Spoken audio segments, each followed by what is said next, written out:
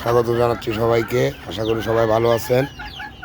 এই যে দেখেন, আমি ভ্যাকসিন ছাড়া ছাদে দেশি মুরগি পালন করি।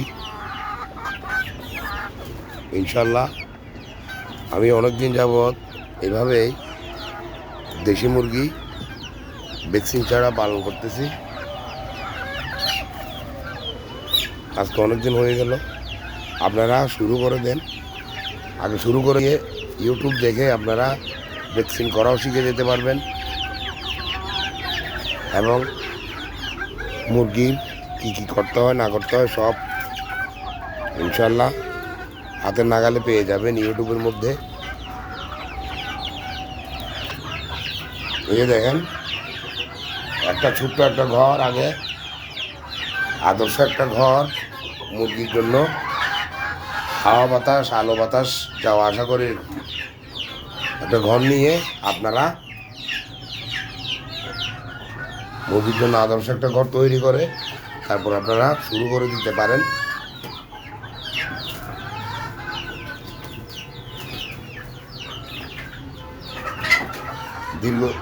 দীর্ঘদিন আমি ভ্যাকসিন ছাড়া দেশি মুরগি পালন করতেছি। আপনারা শুরু করে দেন। আশা করি আপনারাও শিখে যাবেন। মুরগি পালন পদ্ধতি একবার বুঝে গেলে আপনাদের আর কোনো সমস্যা হবে না।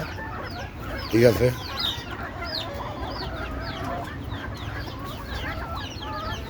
এগুলো সবগুলো আমার ডিম পাড়া রানিং মুরগি। আর ছোটোগুলা ওদেরকে এখন খাবার দিব, বন্দি করব। ওই ছোটোগুলোকে ওই যে ওই ঘরের মধ্যে বন্দি করে দিব, এই ছোটো এগুলাকে। ওরা আমার সাথে সাথে ঘোরাঘুরি করতেছে খাবারের জন্য।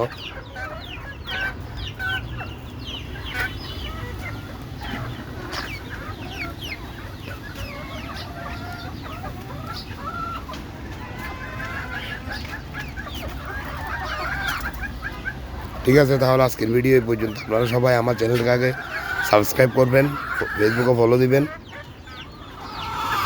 লাইক কমেন্ট করবেন, শেয়ার করে সবাইকে দেখার সুযোগ করে দিবেন।